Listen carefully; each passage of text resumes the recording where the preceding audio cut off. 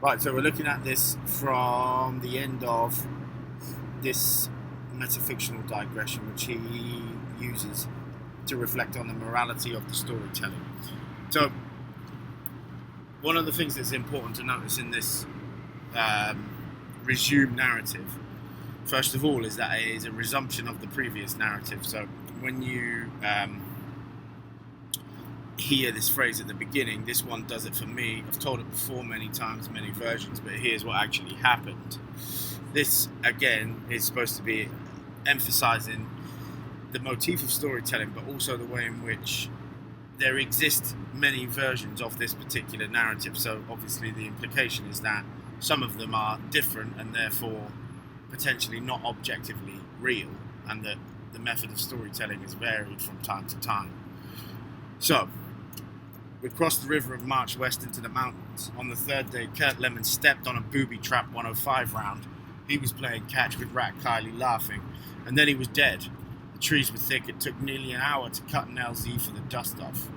Now, this again is a reframed version of the earlier story, and this time the story is couched in military jargon, because I think part of the stylistic impact of that is that it's difficult to communicate the specific nature of that subjective truth that you see when you encounter this kind of horrific event in reality. And that's what he means by it took an hour to cut an LZ for a dust off. It means it took them an hour to cut a landing zone for the medical evacuation helicopter. That's what a dust off is. So he goes on. Later, higher in the mountains, we came across a baby VC water buffalo. This is the Viet Cong water buffalo, cattle belonging to fighters of the enemy positions. What it was doing there, I don't know. No farms or paddies, but we chased it down and got a rope around it and led it along to a deserted village where we sat for the night. After supper, Rat Kali went over and stroked its nose. He opened up a can of sea rations, pork and beans, but the baby buffalo wasn't interested. Rat shrugged. He stepped back and shot it through the right front knee. The animal did not make a sound. It went down hard, then got up again, and Rat took careful aim and shot off an ear. He shot it in the hindquarters and in the little hump at its back. He shot it twice in the flanks. It wasn't to kill, it was just to hurt. He put the rifle muzzle up against the mouth and shot the mouth away. Nobody said much. The whole platoon stood there watching, feeling all kinds of things, but there wasn't a great deal of pity for the baby water buffalo. Lemon was dead. Rat Kiley had lost his best friend in the world. Later in the week, he would write a long personal letter to the guy's sister, who would not write back, but for now it was a question of pain. He shot off the tail, he shot away chunks of meat below the ribs. All around us there was the smell of smoke and filth and deep greenery, and the evening was humid and very hot. Rat went to automatic.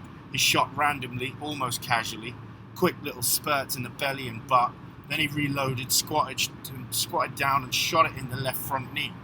Again the animal fell hard and tried to get up, but this time it couldn't quite make it. It wobbled and went down sideways. Rat shot it in the nose. He bent forward and whispered something as if talking to a pet, then he shot it in the throat. All the while the baby buffalo was silent, or almost silent, just a light bubbling sound where the nose had been. It lay very still. Nothing moved except the eyes, which were enormous, the pupils shiny black and dumb. Rat was crying. He tried to say something, but then cradled his rifle and went off by himself. The rest of us stood in a ragged circle around the baby buffalo. For a time no one spoke. We'd witnessed something essential, something brand new and profound, a piece of the world so startling there was not yet a name for it. So this is, again, what you see at the beginning of this is a small reference to that previous earlier narrative that you've seen now 3 times. And O'Brien circles around this story over and over again because at its core, the objective reality that it's described is extremely horrifying.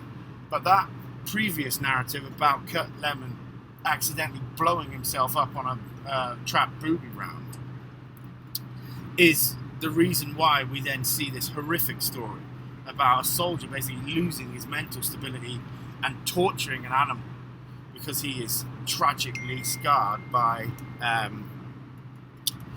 the earlier incident that the story narrates. So if you take a look, first of all, this very first opening to the story itself, Rat Kiley begins this narrative opening up a can of his rations to give to the baby buffalo. He shrugs and then shoots it straight away, and then shoots off bits of its body. If you think about this in the context of the letter that he's previously written, he's written this letter to the guy who's his best friend's sister who doesn't write back.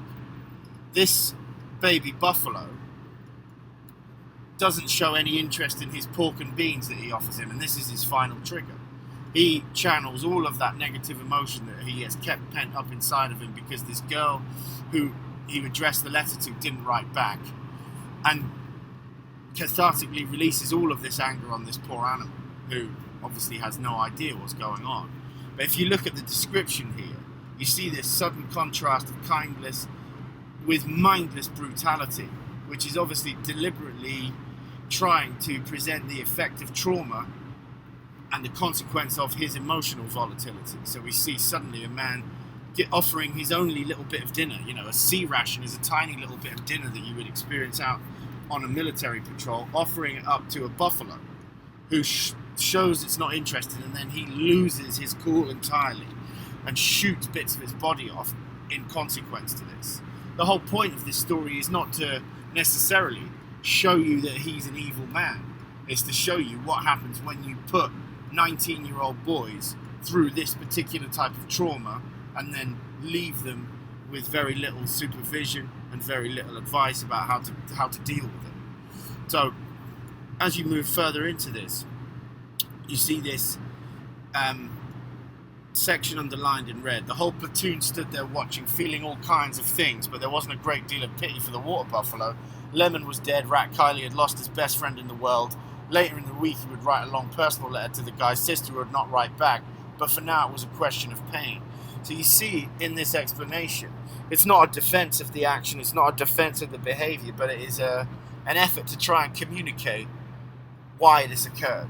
Not necessarily to excuse it, but so that those of us who haven't been through this particular type of experience are at least able to understand the logic behind illogical behavior and the logic behind the absurdity of war and the violence of conflict. Again, you'll see in this final section in the paragraph, the depiction of violence is deliberately dwelling on the experience of pain and brutality. So we are forced to engage with the nature of the experience that motivates its rage. This is a very deliberate, slow, methodical anatomization of horrific violence, where he uses this rhetorical technique, anaphora, where the same phrase or clause, he shot off the tail, he shot away chunks of meat, this horrific phrase is repeated over and over again to give you this insistent, methodical sense of this man literally physically taking apart this animal gradually in a way to maximize its suffering. And so we've got again this very slow, deliberate, methodical anatomization of basically a brutal act of torture. And it carries on onto the second page until you've got this very final sentence of this section, which is horrific. Nothing moved except the eyes, which were enormous, the pupils shiny black and dumb.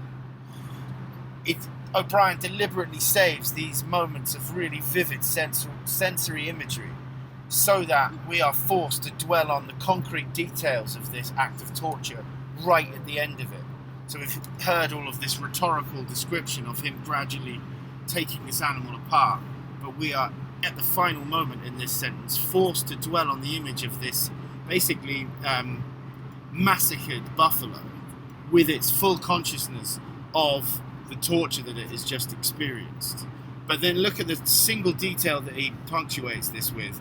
The guy that did it is crying. He tried to say something and cradled his rifle and went off by himself. And again, this is a warning to us about the importance of communication, the importance of storytelling itself. This is a story, remember, about storytelling. And at this particular moment in time, he tries to speak but can't.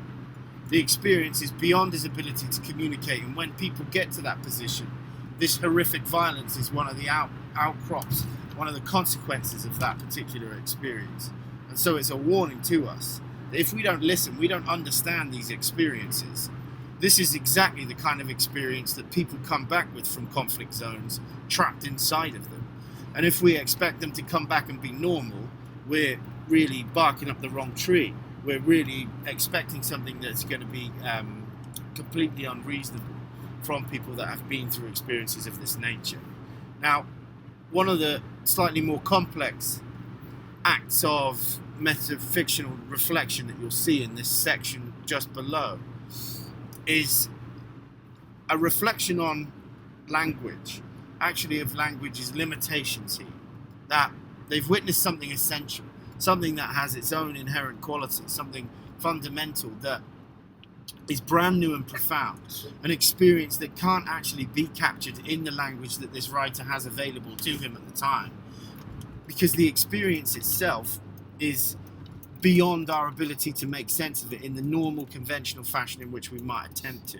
So if we try and use the resources of our language that we understand and the abstract categories of morality that we might use to try and encounter an experience like this, like good and evil, the experience itself doesn't fully fit into those categories or